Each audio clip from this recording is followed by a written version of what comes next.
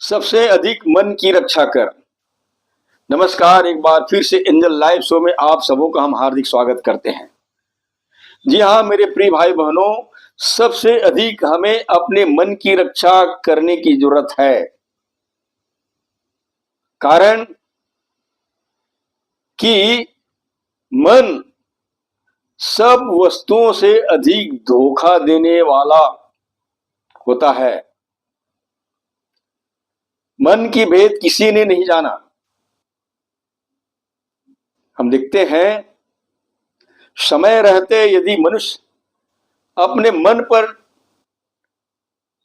काबू पाना छोड़ देते हैं, नियंत्रण में नहीं रखते हैं, तो उसका मन कहीं भी भाग जाता है। पवित्र शास्त्र हमें बताती है कि ये मन में असाध्य रोग लगा है और ये मन सब वस्तुओं से अधिक धोखा देने वाला होता है। और जैसे कि लिखा है,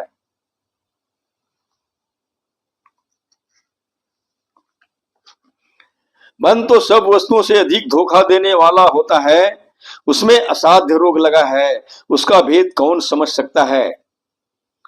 प्रियो, सच है कि मन की भेद को आज तक के कोई नहीं समझ पाया और मन पर यदि काबू पाया ना जाए, मन को यदि नियंत्रण में रखा ना जाए, तो जिस तरह से तांगे में जो घोड़ा रहता है और तांगे वाले के हाथ में उसका लगाम न हो, तो वो घोड़ा तांगे को खींच करके भारी भरकम भीड़ में ले जा सकता है।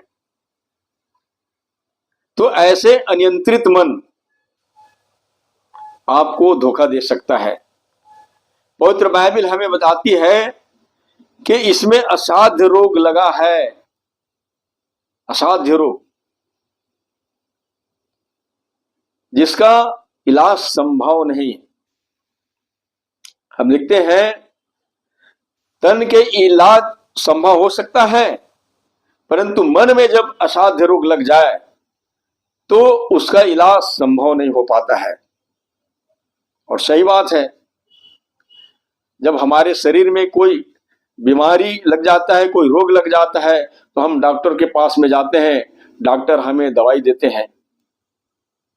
और जब हमारे मन में कोई असाध्य रोग लग जाए तो हम किसी भी डॉक्टर के पास जाएं, उसके पास इलाज संभव नहीं हो सकता।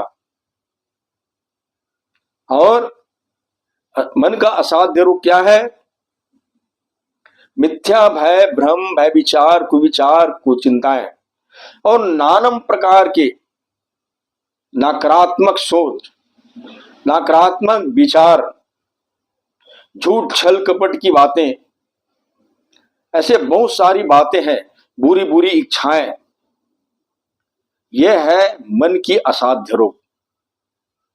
और ये जब तक बना रहेगा तो मनुष्य के भीतर में पवित्र विचार क्यों कराएगा? और ऐसा विचार, ऐसा नकारात्मक सोच, ऐसा नकारात्मक भाव मनुष्य को कभी भी धोखा दे देता है। और प्रियो, मनुष्य जो कुछ भी अपने मन में विचारता है, सोचता है, वो कार्य के रूप में प्रकट होता है। जैसा कोई विचार करता है तो उसका विचार, उसकी सोच कामों के द्वारा प्रकट होता है और वो दिखा देता है कि ये किस प्रकार के सोच विचार के व्यक्ति हैं। यदि हम अच्छे विचार करते हैं तो उससे अच्छा काम प्रकट होता है, यदि हम बुरे विचार करते हैं तो बुरे काम प्रकट होंगे। और इसी से हमारे चरित्र का, हमारे भीतर चरित्र का निर्माण होता है। और जैसे कि प्रभु यीशु मसीह ने कहा था,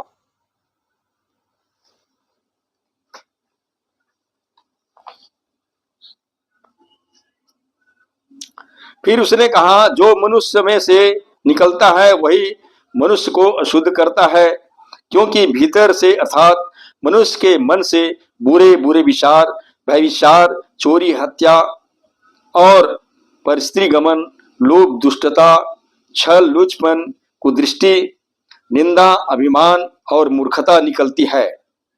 वे सब बुरी बातें भीतर ही से निकलती है और मनुष्य को अशुद्ध करती है।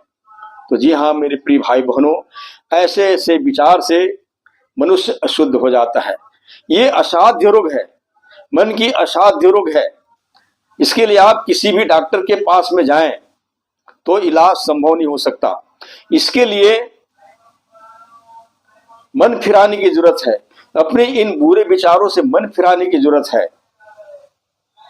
पवित्र बाइबल हमें बताती है कि इन्हीं विचारों से जो मुंह से निकलता है मनुष्य अशुद्ध ठहरता है, क्योंकि जो कुछ भी मुंह से निकलता है वह पहले मन से निकलता है, फिर वो मुंह से निकलता है और ये उसकी और थोड़ा थोड़ा करके ये उसकी आदत में आ जाती है और उससे उसका चरित्र का निर्माण होता है।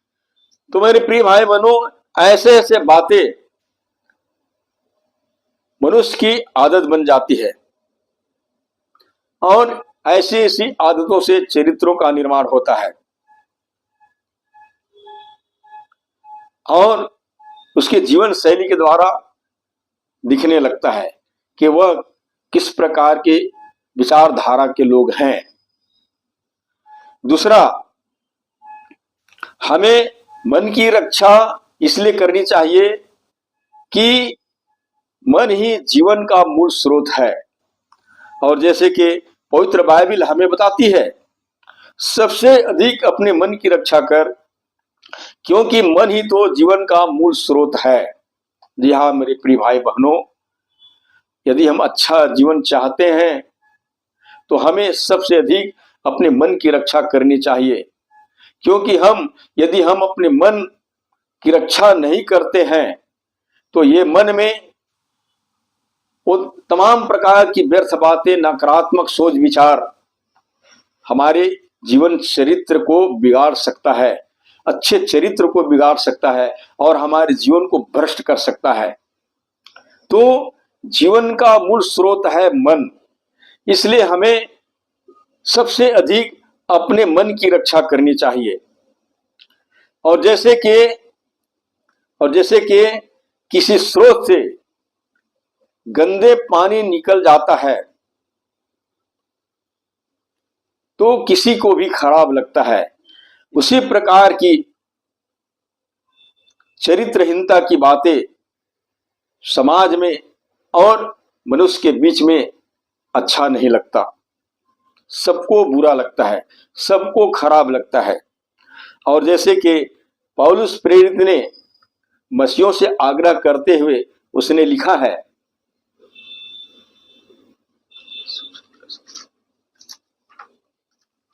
इसलिए मैं यह कहता हूं और प्रभु में आग्रह करता हूं कि जैसे अन्य जाति के लोग अपने मन की अनर्थ रीति पर चलते हैं, तुम अब से फिर ऐसे न चलो, क्योंकि उनकी बुद्धि अंधेरी हो गई है और उस अज्ञानता के कारण जो उसमें है और उसके मन की कठोरता के कारण वे परमेश्वर के जीवन से अलग किए हुए हैं। जी हाँ मेरे प्रिय भाई बहनों, यदि मनुष्य जो है अपनी मन की कठोरता के वश में हो जाए और मन पर नियंत्रण न रखे तो मन जिधर चाहे उधर बहकेगा और उसको वो परमेश्वर से अलग कर देता है। पौलुस प्रेरित चूंकि मसीहों को चेतावनी देते उसने लिखा है कि जैसे कि बहुत से लोग अपने मन के अनर्थ रीति पर चलते हैं, अनर्थ रीति पर चलते हैं, वैसे तुम अब से न चलो। पहले चलते थे हम लोग, अपने मन की अनर्थ रीति पर चलते थे, लेकिन अब हमें नहीं चलना है। इसलिए प्रियो, हमें सबसे अधिक अपनी मन की रक्षा करनी चाहिए। तो मुख्य रूप से ये दो ही बातें हैं। एक तो हमें अपने मन की सबसे अधिक रक्षा इसलिए करनी चाहिए कि ये सब वस्तुओं से अधिक धोखा देने वाला होता है यदि हम अपने मन की रक्षा नहीं करते हैं तो। और यदि हम अपनी मन की रक्षा नहीं करते हैं तो ये हमारे जीवन में आग लगा सकता है, हमारे जीवन को बर्बाद कर सकता है। जैसे कि आज कितने लोग अपने अपने मन की अनर्थ रीति पर चले और कितनों बर्बाद हो गए। तो मन ही जीवन का मूल स्रोत है। हम अच्छा जीवन पाना चाहते हैं तो हमें सबसे अधिक अपने मन की रक्षा करनी चाहिए। हमारा मन सुरक्षित रहेगा तो हमारा जीवन सुरक्षित रहेगा। अन्यथा हम मन की कठोरता के कारण टेढ़ी मेढ़ी चलते हैं, गलत मार्ग में चलते हैं, तो उस मार्ग में दुख, तकलीफ और विनाश के अलावा और कुछ नहीं है। इसलिए हमें अपने मन की अधिक रक्षा करनी चाहिए। जितने भी हम अपने मन की रक्षा करते हैं उतने ही हम सुखप्रद जीवन को प्राप्त करेंगे, एक अच्छा जीवन को प्राप्त करेंगे। हमारे जीवन में एक अच्छा चरित्रों का निर्माण होगा और वही चरित्र हमें जीवन प्रदान करेगा। बस यही उम्मीद के साथ परमेश्वर आप सबकी सहायता करे। धन्यवाद।